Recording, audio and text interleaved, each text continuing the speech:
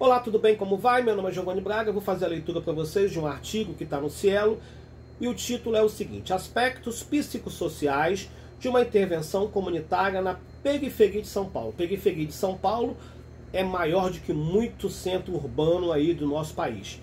Os autores são Lília Santos Lopes Moitinho e Carlos Roberto de Castro Silva. Esse projeto foi desenvolvido na periferia de São Paulo com os alunos do 5º ano do curso de Psicologia para a disciplina de comunidades, e lá eles fizeram o seguinte: visitaram uma associação que tinha como objetivo acompanhar os alunos com dificuldade de aprendizagem. E com isso, com essa percepção, eles desenvolveram um projeto para atender os responsáveis, os pais e os cuidadores. Em resumo, o resumo é o seguinte: a exclusão social dos direitos básicos de grande contingente de pessoas suscitado pelo aumento da desigualdade social. Todos nós somos excluídos somos excluídos socialmente, né? Todos os nossos direitos são negados dentro desse país. Quando você, aqui no Espírito Santo, quando você sai para pegar o seu ônibus lotado, é uma exclusão social, é um direito negado. Aqui nós não temos metrô, aqui nós não temos trem, aqui nós só temos o transporte, só temos o ônibus. Então, há um aumento de desigualdade social. Sim, a pessoa que vai trabalhar de ônibus, ela já chega esgotada e por aí vai.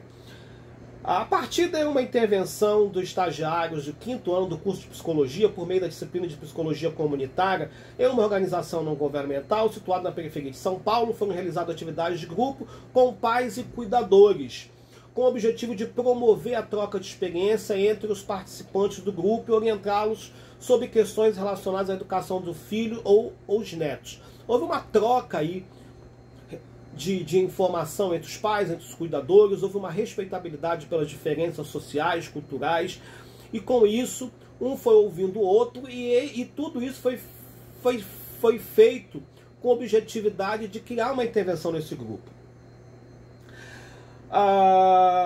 Vamos terminar de ler. O processo de globalização do capitalismo é bastante complexo, principalmente se observarmos suas consequências. Um país como o Brasil, um país como o Brasil pode ser socialismo, pode ser capitalismo, pode ser comunismo, pode ser o que for, que a exclusão social sempre vai estar aqui.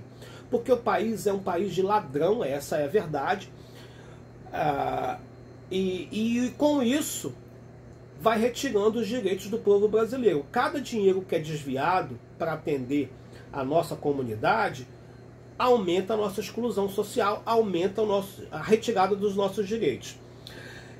Em países como o Brasil, constatamos o aumento da desigualdade social espacial, a crescente concentração de renda, o incremento do desemprego estrutural, a flexibilização dos direitos sociais, das antigas identidades e solidariedade de classe, o crescimento das correntes migratórias internacionais, o consumo desenfreado com expansão geográfica, a intensificação e o alcance planetário de degradação ambiental.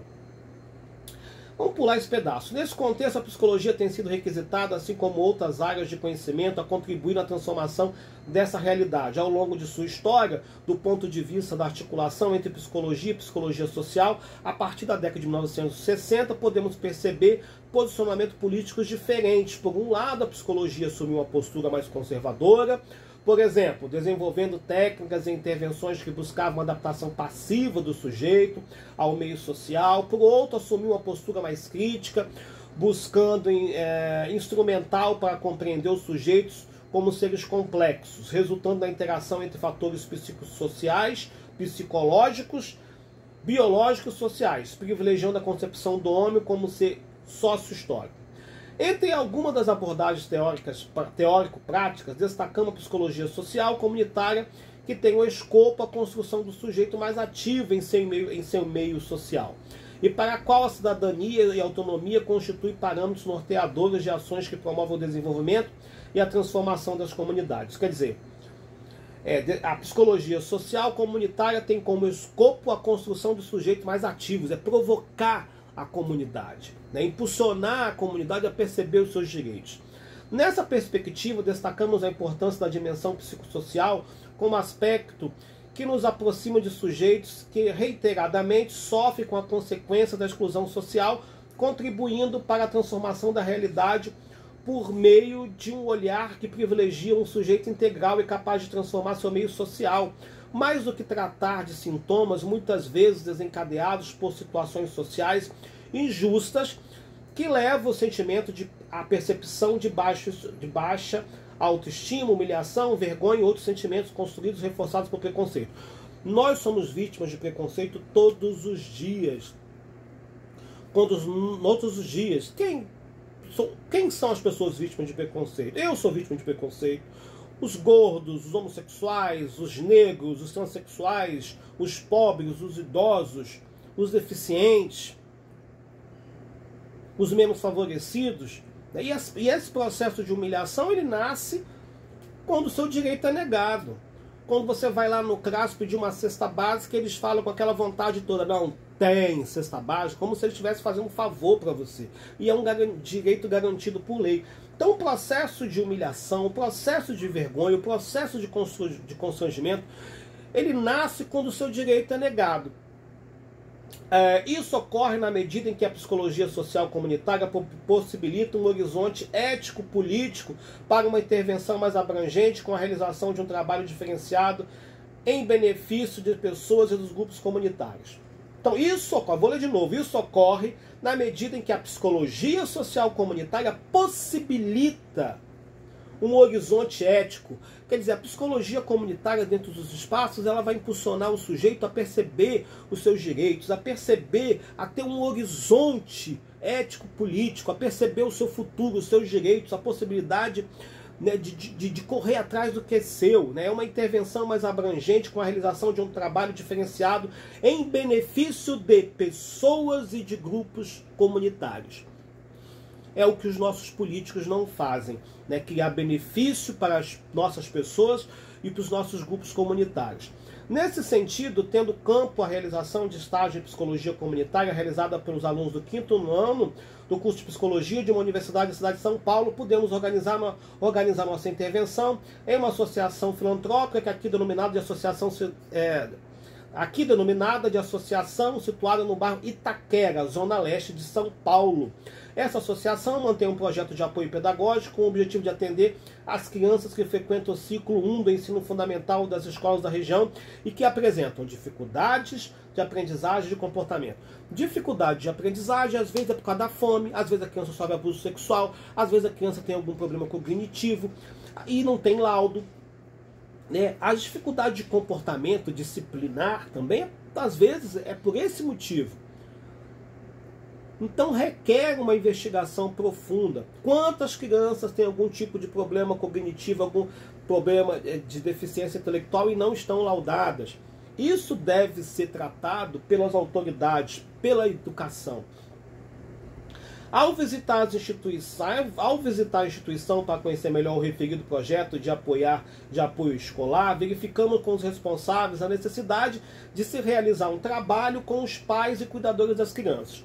Olha, se essa criança tem pai e tem cuidadores, então já existe um ganho aí. Porque tem criança que tem pai, e o pai é bêbado, o pai é cachaceiro, o pai é viciado, e não dá a mínima por filho. Então a intervenção tem que ser muito maior aí. A criança, ela está jogada nesse mundo sem apoio familiar.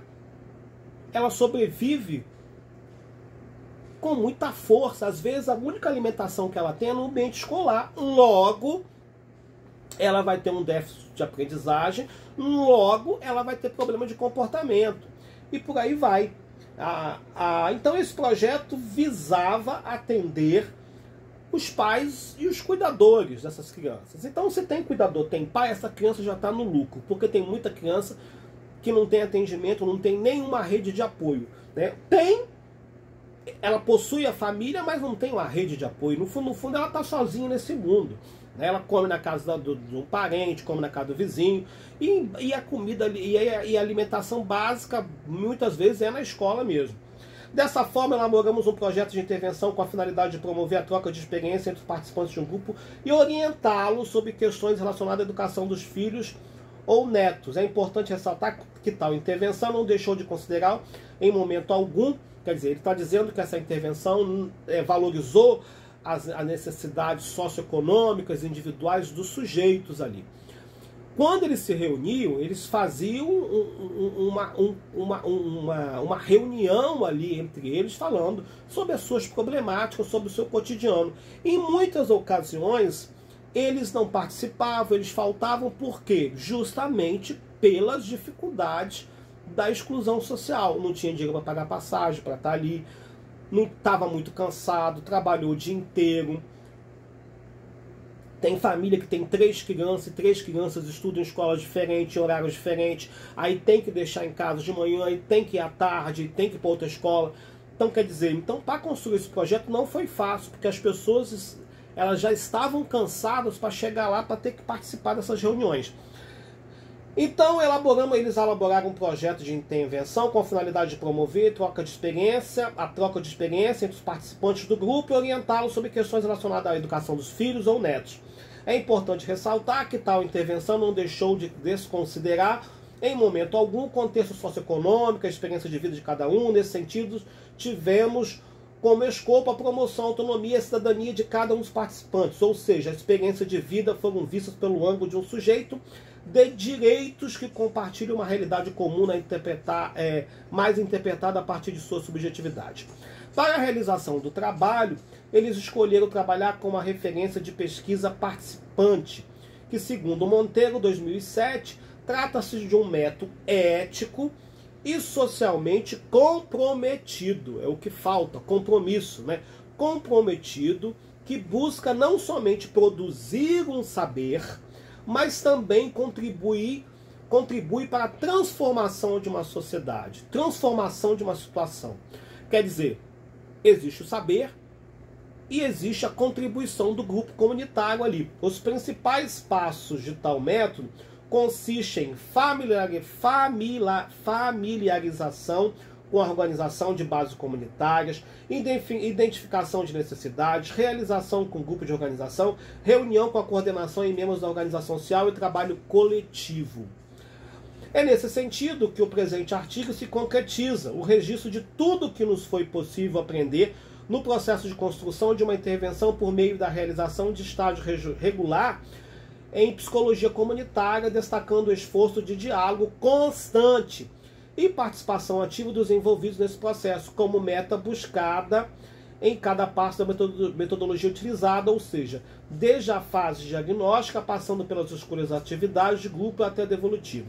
Segundo Gomes de Pereira, a expressão exclusão social inclui sentimentos temporal e espacial. Um grupo social está incluído segundo determinado espaço geográfico ou em relação à estrutura e conjuntura econômica e social do país a que pertence. Todos nós, de uma certa forma, somos excluídos, como eu já falei no início. Você se sente excluído? Eu me sinto excluído de uma certa forma. Não é porque eu tenho carro, não é porque eu estou fazendo um curso numa instituição privada, que eu não me sinto excluído.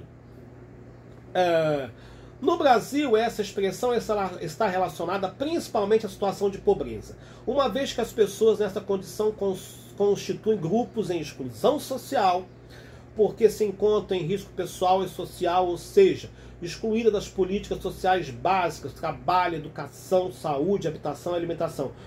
E é verdade. Nós temos uma política que ainda não conseguiu sanar, e pelo andar da carruagem não vai conseguir sanar os problemas da nossa educação, da nossa saúde, da nossa habitação e da alimentação e da nossa segurança pública. Pobreza não pode ser definida de forma única, mas ela se evidencia quando parte da população não é capaz de gerar renda suficiente para ter acesso sustentável aos recursos básicos que garantam uma qualidade de vida digna. Para Saraiya, acho que é esse o nome, para Saraiya, 2002, a exclusão social é um processo complexo, multifacetado, uma configuração de dimensões materiais, políticas, relacionais e subjetivas. É um processo sutil e dialético, pois só existe em relação à inclusão como parte constitutiva dela. Não é uma coisa ou um estado, é um processo que envolve um homem por inteiro e suas relações com os outros. Não apresenta uma única forma e não constitui uma falha do sistema. Como que não é uma falha do sistema? Será que eu estou entendendo certo? Não apresenta uma única forma e não constitui uma falha do sistema, não devendo ser combatida, portanto, como algo que perturba a ordem social. Pelo contrário, ela é produto do funcionamento do sistema. Vamos ler isso de novo?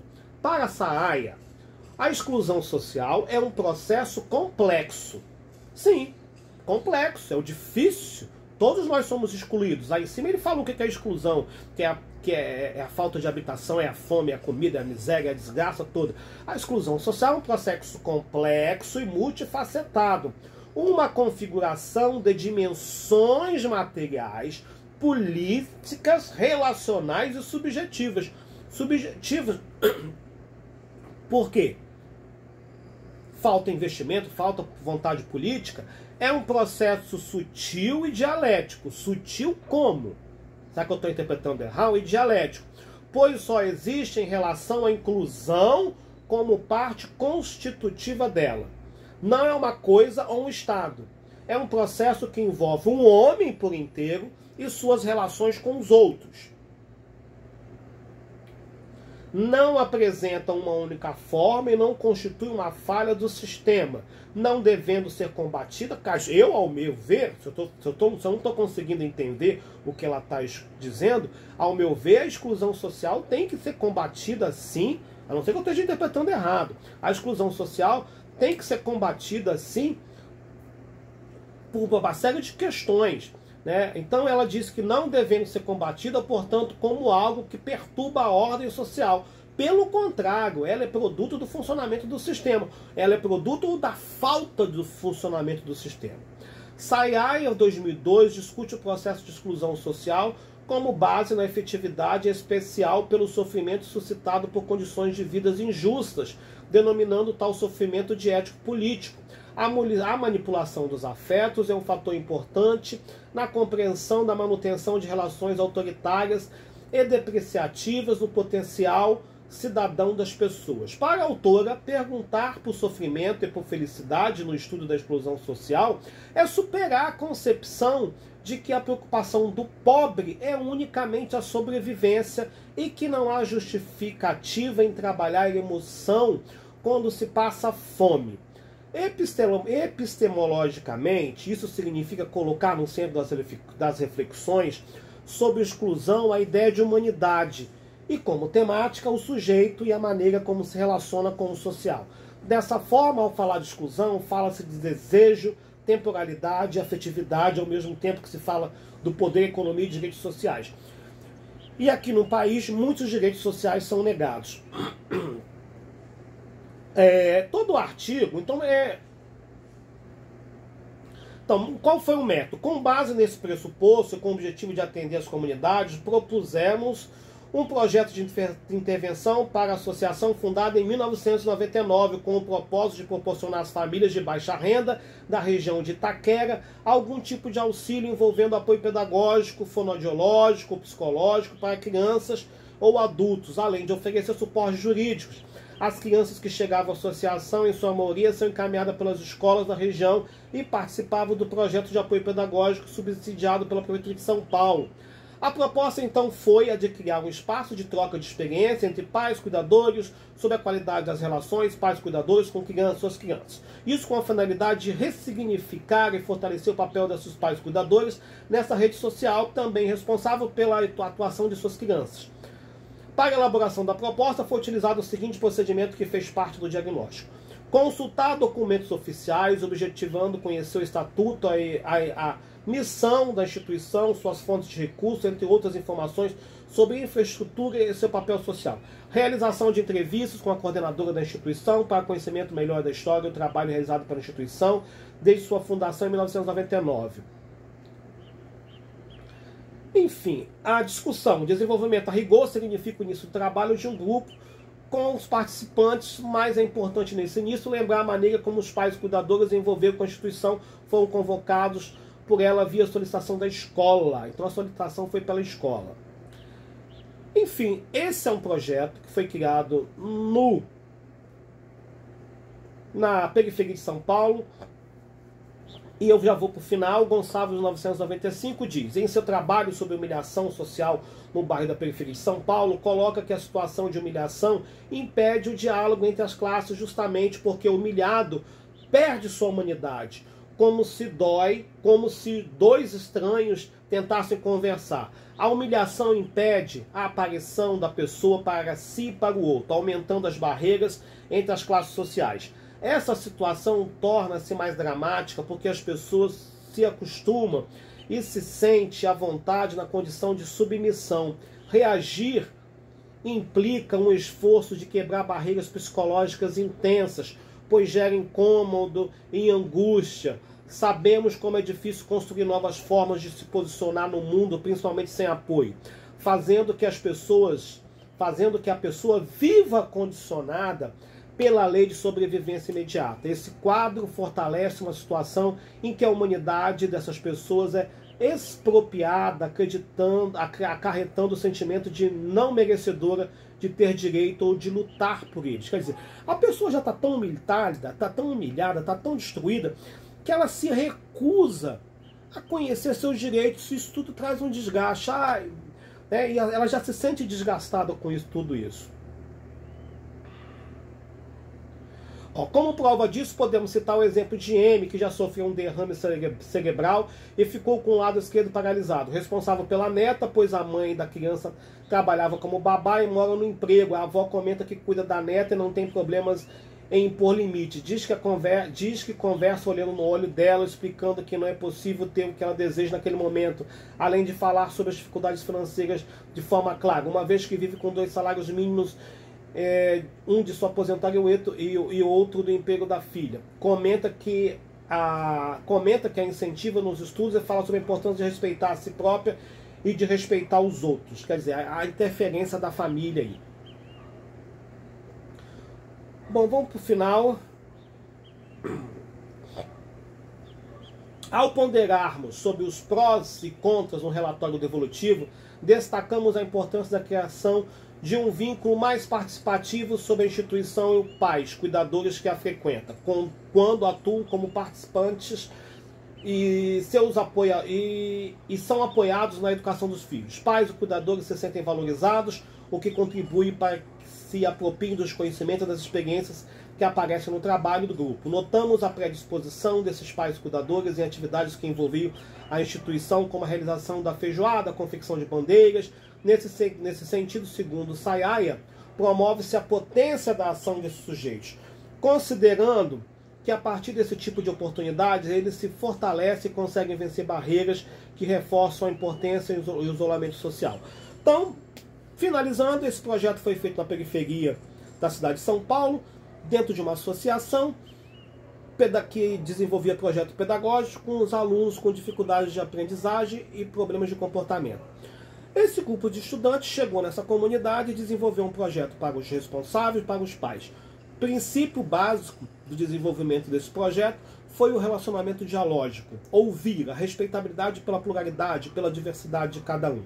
As intervenções nas comunidades têm como objetivo impulsionar os grupos sociais a perceberem os seus direitos, a trabalhar a autoestima, a tentar eliminar esse constrangimento, essa humilhação e esse preconceito que consagra dentro das comunidades. Todos nós dentro do Brasil, que vivemos em comunidade, somos discriminados, somos humilhados. Por isso, é importante que você vote certo, vote correto, para que existam políticas para amenizar o sofrimento das periferias da nossa nação. Meu nome é Giovanni Braga, se inscreva, compartilhe.